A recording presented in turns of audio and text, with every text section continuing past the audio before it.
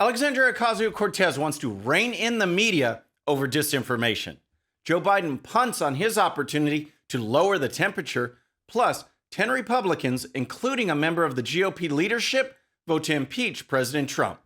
All that and more. I'm Bobby Eberle. This is a 13-minute news hour. And God bless the United States of America.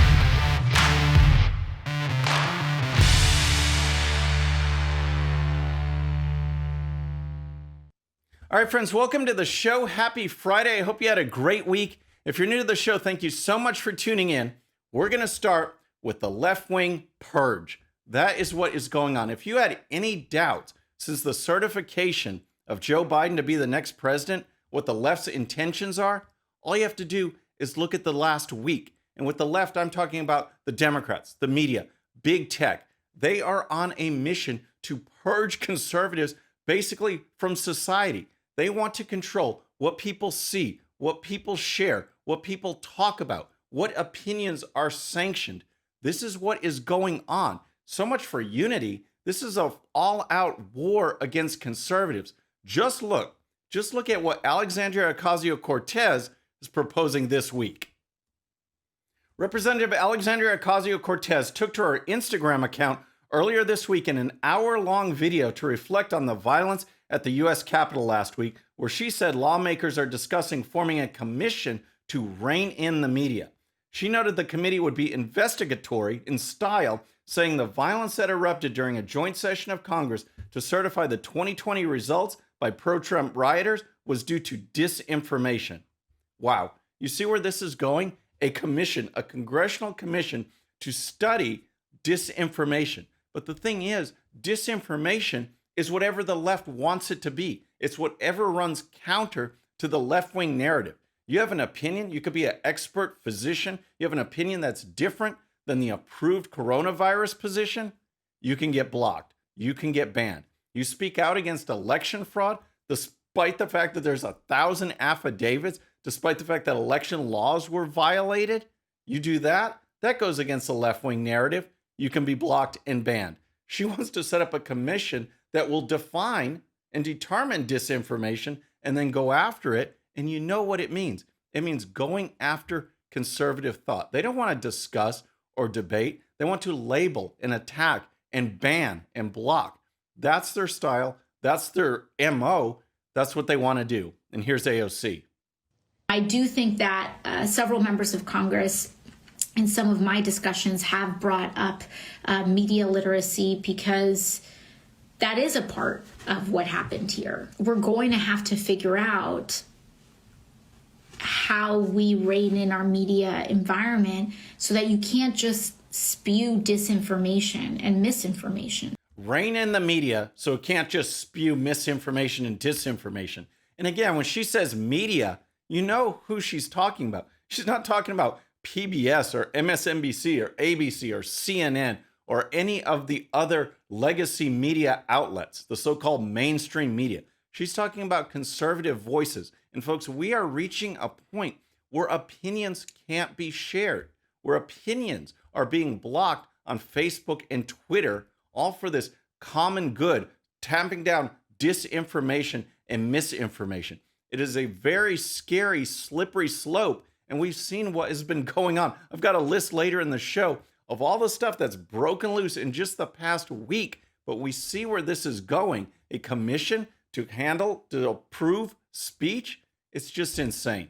Dave Rubin was on Fox News talking about AOC's comments, talking about this idea of the commission, and here's what he said. If we're to believe her that, say, the world is going to end in 12 years because of climate change, then would she allow you in the media to say that you're against the Green New Deal if it's an existential threat to humanity? Would you be allowed to take a pro-life position if that really is about hating women, which is exactly what she would say? Would you be allowed to be for low taxes if her high tax policies are the things that help poor people? Interesting points from Rubin there. And the key is that the Democrats, the left, like to take this moral high ground, that whatever they are doing is for the good of the people. It's the moral thing to do. So if you oppose it, not only do you have a different opinion, you're immoral. You're an immoral person. You are going against what is good and right and pure for the American people. That's how they phrase it. So, as to his points, what if the tax cuts or tax increases that Biden and AOC and all these others want to do, what if they phrase that they're going to help the poor? If you oppose that, are you opposing the poor? Could that speech, could that opinion be blocked? If you're against Medicare for all and they phrase it as this is helping people, if you oppose that, can you be kicked off the internet? This is what we're talking about, folks. We are talking about a full-on assault on the First Amendment and the possible end of free speech controlled by the Democrats, by the left, on what is approved and what is disapproved. We got to keep on this, folks. We have to not let AOCs and big tech and the media win. We have to know that free speech is free speech. All right, so next, let's talk about Joe Biden. But first, if you're new to the show or haven't subscribed yet, please subscribe. And when you do, please hit that bell so you'll be notified. We're making our push for 150,000 subscribers, and we can do it with your help. All right, let's talk about Joe Biden, because after the election and through all the recounts and election law challenges and all of these hearings, the Democrats, the media, everyone kept pushing for unity. That's what they said. We need to move on. We need to have unity now. Bring people together. Joe Biden made a couple speeches on it. The problem is that they don't care about that at all. When they say unity, what they really mean is fall in line and be quiet. If Joe Biden actually wanted unity, you know what he should have done? He should have stepped out there and said, I don't support this impeachment of President Trump. People got crazy. There were extremists out there. We saw what happened in the Capitol. President Trump said to protest peacefully. I don't support impeachment. Let's bring the American people together. Let's start this term on a good note and move forward from there. That's what he could have done. That's true reaching out for unity. But what did he do? Nothing. When impeachment was first being talked about, he was hiding in his basement. He didn't say anything. Then he came out and had a press conference. And rather than lowering the temperature, which the media always say we need to do, but they never do, they inflame. Rather than pushing unity or lowering the temperature, here is what Joe Biden said. I've been saying for now well over a year, he is not fit to serve. He is not fit to serve. He's one of the most incompetent presidents in the history of the United States of America. And so the idea that I think he shouldn't be out of office yesterday is not the issue. One of the most incompetent presidents in the history of the United States of America. Is that unifying? Is that lowering the temperature? Is that doing anything to bring people together? No. And here's more from Biden. So I think it's important we get on with the business, getting him out of office. The quickest way that that will happen is us being sworn in on the 20th. What action happens before or after that is a judgment for the Congress to make, but that's what I am looking forward to. See, no leadership whatsoever, no unity, no tolerance, no bringing people together. They don't care about that. They just want control, and they want to push out and eliminate, silence conservative voices. Just look at what's happened in the past week. Just in the past week, when they're saying they want unity, take a look. President Trump was impeached. He was impeached for the second time. Parler was kicked out by Apple, Google, and Amazon. They're off the internet. Hall of Fame pitcher and conservative Curt Schilling, he claims that his insurance was dropped because of conservative posts. Senator Josh Hawley, his upcoming book by Simon & Schuster was canceled. Elise Stefanik, she's on a board of Harvard, kicked off of that board. Conservatives, they see their social media accounts just vanish overnight, losing thousands and thousands of subscribers. Example after example after example. And that's just in the last week. That's just in the last week, folks. There's more to come.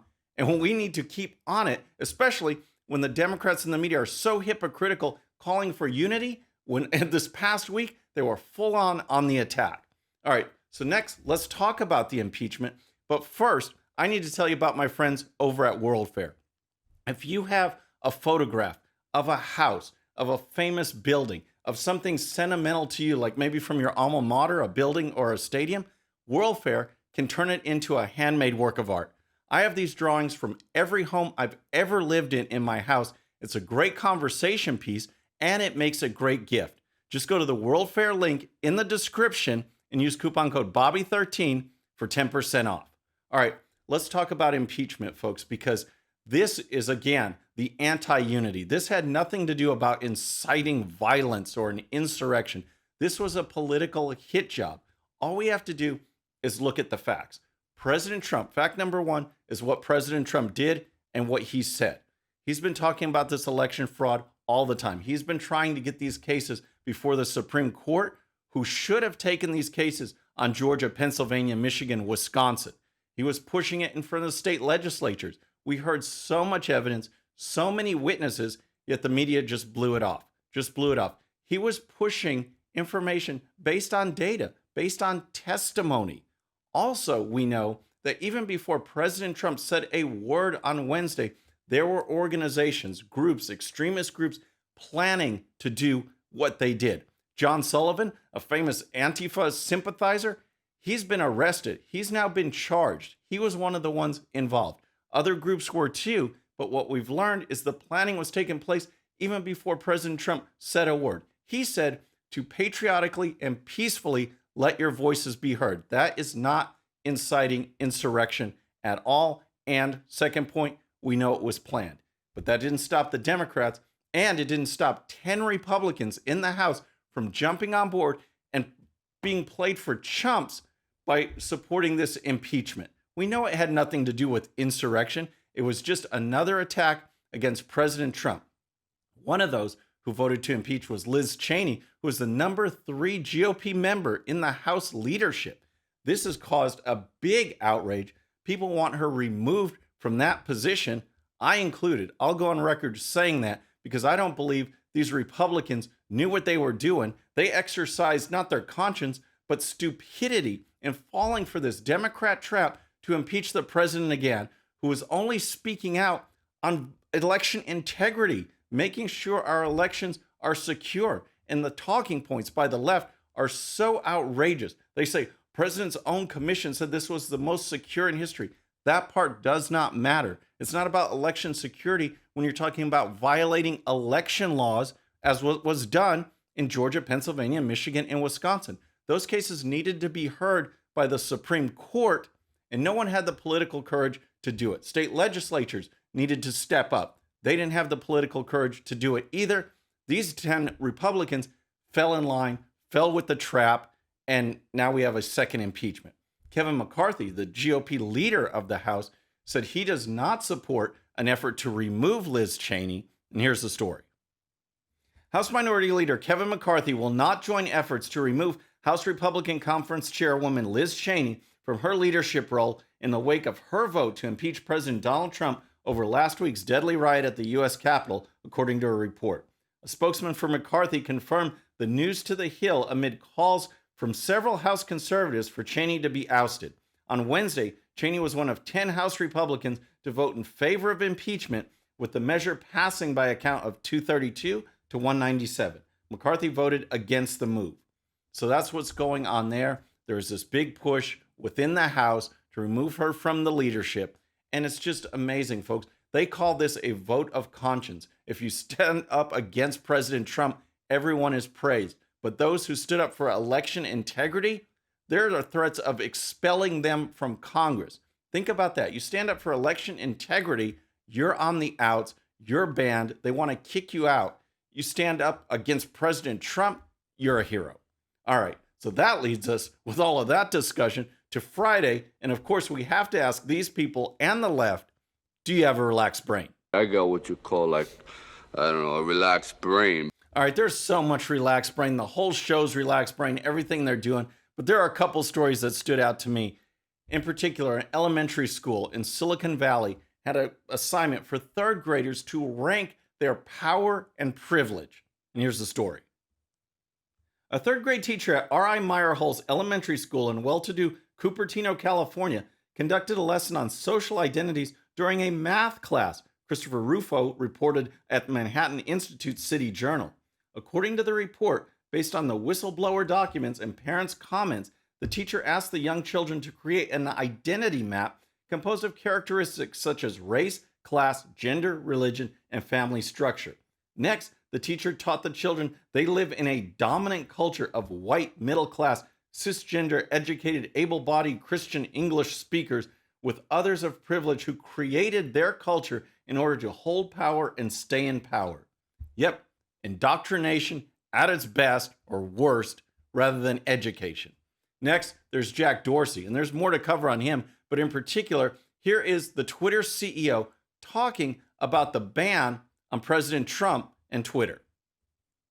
Twitter CEO Jack Dorsey said in a series of tweets that permanently suspending President Donald Trump from the platform sets a precedent I feel is dangerous. The power an individual or corporation has over a part of the global public conversation.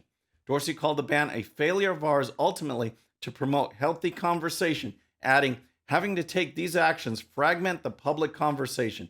They divide us. So, Dorsey thinks that it's dangerous to do what they did, but they did it anyway. They blocked President Trump from Twitter because they don't like the conversation, because they feel they need to promote healthy conversation. Well, right there, those statements show that they are acting as a publisher and are thus liable for what they determine should be on their platform. Thus, they should not have the Section 230 privileges, protections that they and Facebook and others get. He's saying it right there. It's absolutely outrageous. So finally, let's sum things up with this headline from the Babylon Bee. Democrats declare unity mandatory. Think about that one. Think about that one as you go through your day. Democrats declare unity mandatory, and it just kind of sums up the entire show. Mandated unity. Fall in line. You must comply. That's the message from the left. Folks, that's our show for today. I hope you enjoyed it. Please subscribe, and when you do, please hit that bell so you'll be notified, and we'll see you next time. I'm Bobby Eberle. This is a 13-minute news hour.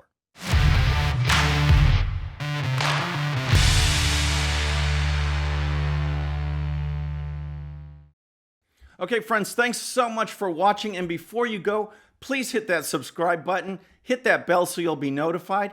And here's a special video just for you so you can watch even more of the 13-minute news hour. And don't forget to check out GOPUSA.com for the best in conservative news and commentary. We'll see you next time.